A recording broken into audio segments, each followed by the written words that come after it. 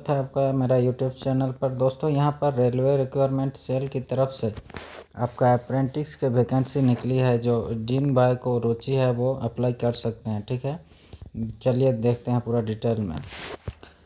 Opening date and time कल से आज कितना है, आज से ऑनलाइन स्टार्ट हो गया। आप लोग ऑनलाइन कर सकते हैं 15/10 तक आप लोग ऑनलाइन कर सकते हैं, 15 अक्टूबर तक। ठीक है दोस्तों, इसमें दिया गया है कि ये जो वैकेंसी है ना, इसको आप लोग केवल ऑनलाइन ही फॉर्म जमा कर सकते हैं, ऑफलाइन का कोई सुविधा नहीं है। ठीक है दोस्तों, applicant are advised in their own interest to submit online application much before the closing date to avoid possibility of any failure to submit application due to heavy load jam on website. कहने का मतलब है कि आप लोग पहले ही form को apply कर दें, क्योंकि लास्ट में जो है ना वेबसाइट थोड़ा जाम हेवी लोड रहता है, तो जाम रहता है, वो सब कुछ काम नहीं करता है, जल्दी फेल हो जाता है। ठीक है, उसके चलते आप लोग को पहले ही अप्लाई कर देना चाहिए। In case the application does not have any valid personal email ID, he और she should create his her own email ID before applying. अगर किसी का ईमेल आईडी नहीं है तो वो अप्लाई करने से पहले अपना ईमेल आईडी बना लें। ठीक है दोस्तों, and must maintain that the email ID till the end of engagement process. पूरा प्रोसेस तक आपको ईमेल आईडी को चालू रखना है। ठीक है, वो उसका यूज़ करते रहना है। ठीक है, this is the centralised notification for engagement of act apprentice. यह एक्ट अप्रेंटिस सेंट्रल लेवल का वैकेंसी रहता है अंडर द अप्रेंटिस एक्ट 1961 के through conducted to railway recruitment cell. RRC इसको कंडक्ट करवाती है। ठीक है, north central railway RRC Prayagraj has been nominated as nodal agency for obtaining online application from applicant cross the nation. ठीक है दोस्तों, आगे बढ़ते हैं। Applicant can submit their applications online only. वही सेम चीज़, आपको सिर्फ ऑनलाइन जमा करना है, एप्लीकेशन अप्लाई करना है। The candidature of the applicants will be consider only on the basis of information filled in the online application. Candidature मतलब आपके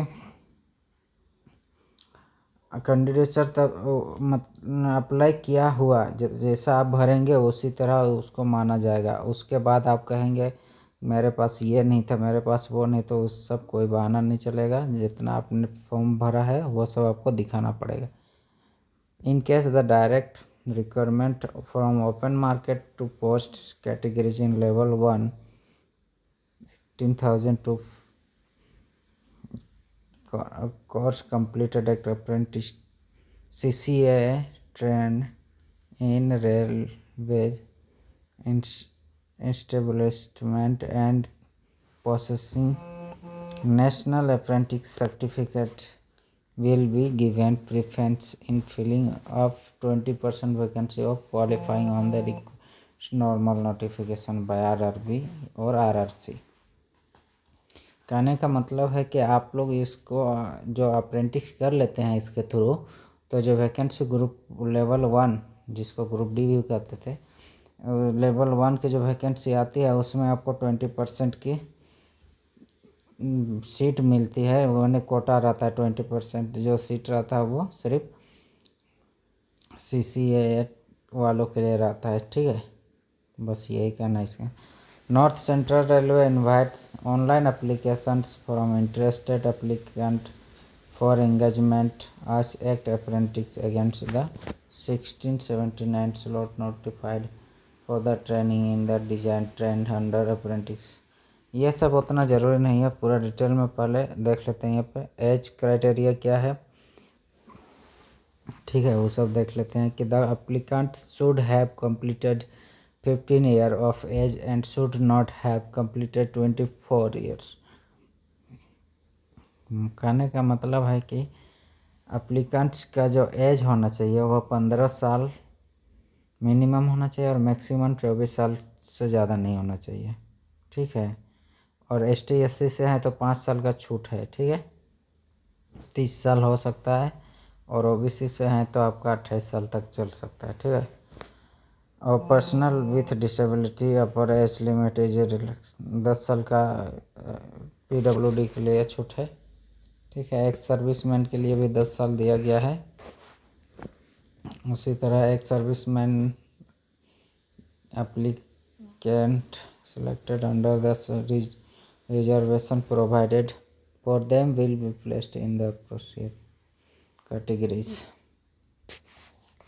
to which he belongs, जहाँ से वो बिलोंग करते हैं उसके अनुसार उसको SC ST UR जिससे भरना है वो उससे छूट दिया जाएगा, ठीक है। आगे बढ़ते हैं, देख सकते हैं आपका एज इसके अकॉर्डिंग होना चाहिए। जैसे UR से हैं तो 15/10/2002 से 15/10/2009 के बीच आपका डेट ऑफ बर्थ होना चाहिए, तब आप एलिजिबल हैं, ठीक है। SC से हैं तब 15/10/1995 और 15/10/2009 तक होना चाहिए। ST से हैं तब 15/10/1995, सेम ST SC का वही है 15/10/2009 तक। और OBC हैं तो 15/10/1997 से 15/10/2009 के बीच आपका एज होना चाहिए, ठीक है।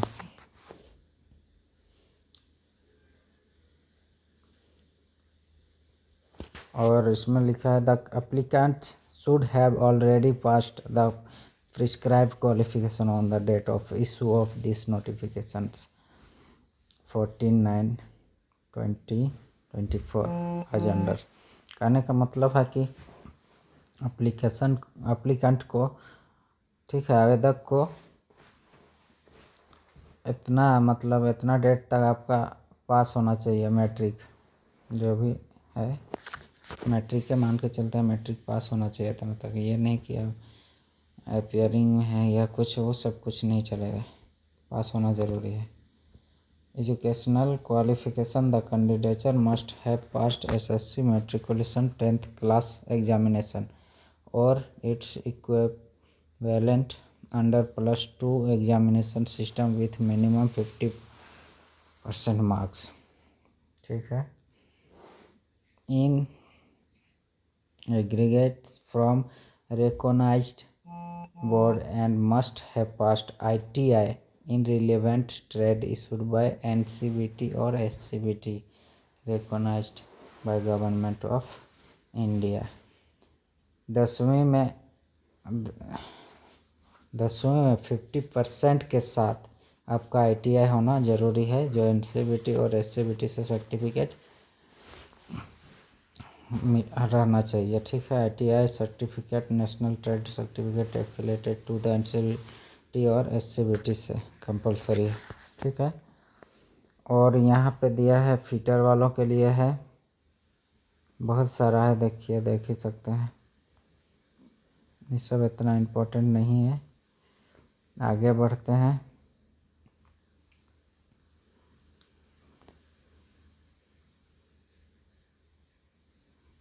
ये सब इतना ज़रूरी नहीं है सबके लिए। पहले देख लेते हैं selection process.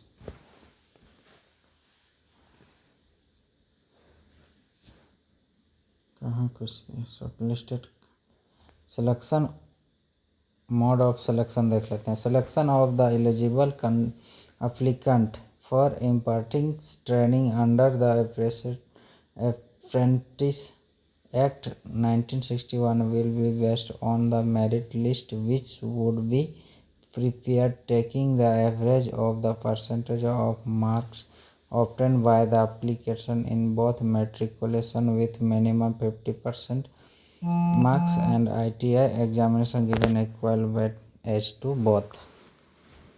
Shortlisted candidates enlisted will be called for document certificate verification to the extent of 1.5 times of the notified vacancy। कहने का मतलब है 1.5 गुना आपको बुलाएगा जितना वैकेंसी है उसके, ठीक है। In case of the 2 applicant have the same marks, अगर किसी कारणवश दो कैंडिडेट का मार्क्स सेम रहता है, the candidates having older age shall be preferred, जिनकी एज ज़्यादा होगी उनको प्रीफर किया जाएगा, ठीक है, प्रीफर दिया जाएगा। In case the dates of birth are also same, और किसी कारणवश की अगर डेट ऑफ बर्थ भी सेम हो गया, then the applicant who passed matriculation exam earlier shall be consider first, जो पहले मैट्रिक एग्जाम पास किया है उसको पहले रखा जाए। There will be no return test और वाइवा, ठीक है, और कोई रिटर्न टेस्ट और वाइवा नहीं लिया जाएगा, ठीक है दोस्तों। Final merit list will be prepared unit wise prepare किया जाएगा, trade wise and community wise equal to the number of slot in the descending order of percentage of marks obtained by the candidate, ठीक है। आप लोग के जो marks रहेंगे उसके अनुसार किया जाएगा, ठीक है। जिनके ज़्यादा मार्क्स रहेंगे उनको ज़्यादा, मतलब उनका नाम पहले रहेगा, ठीक है। Applicant need not send any copies of application certificate documents to RRC and CR by post but have to upload the same online. आपको कोई RRB RRC को ये कोई सर्टिफिकेट नहीं भेजना है, कोई डॉक्यूमेंट्स नहीं भेजना है, ना कोई एप्लीकेशन भेजना है, ठीक है, लेकिन आपको वो सारे ऑनलाइन अपलोड करना है, ठीक है।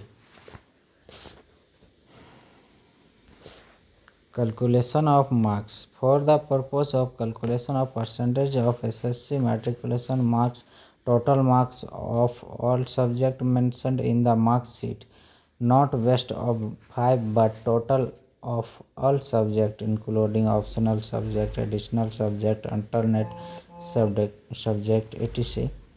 CGPA obtained by the applicant should be converted to actual marks and duly entered by the applicant in online application.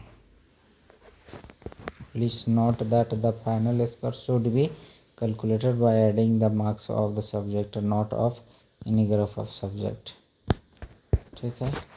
For the purpose of calculation of percentage of ITI marks, average marks mentioned in consolidated statement of marks for the semester of the trade applied, ये सब इतना ज़रूरी नहीं है, जितना आप लोग का जो लिखा गया है ना ये सब इतना ज़रूरी है। लास्ट में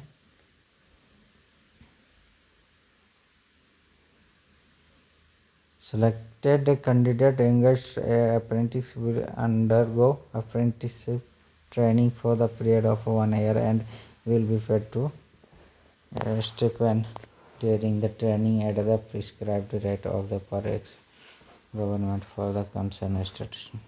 अभी लगभग में वही 7 से 8 हज़ार रुपये पर मंथ दिया जाता है स्टाइपेंड के रूप में, ठीक है। स्टाइपेंड के रूप में आपको 7 या 8 हज़ार रुपये पर मंथ दिया जाएगा, वो भी शायद मैं कंफर्म नहीं बता रहे हैं, उतना मिलता है। 1 साल तक आपको मिलेगा, यदि 1 साल का आपका ट्रेनिंग रहेगा तो, ठीक है। अप्रेंटिस ट्रेनिंग जो होता है 1 साल का होता है, उतना यदि रहेगा उतना दिन आपको स्टाइपेंड के रूप में 8 से 9 हज़ार रुपया मिलेगा, ठीक है। मोड ऑफ एप्लीकेशन किस तरह से अप्लाई करना है, क्या करना है, सारा चीज़ इसमें डिटेल में दे दिया है। जिन भाई को रुचि है वो अप्लाई कर सकते हैं। आपको 20% सीट कोटा के थ्रू मिलेगा, इसके थ्रू मिलेगा आपको लास्ट में जब लेवल 1 की वैकेंसी निकलेगी, ठीक है। चलिए मिलते हैं अगला वीडियो में। चैनल में नए हैं तो सब्सक्राइब, वीडियो को लाइक और दोस्तों को शेयर ज़रूर करें। धन्यवाद।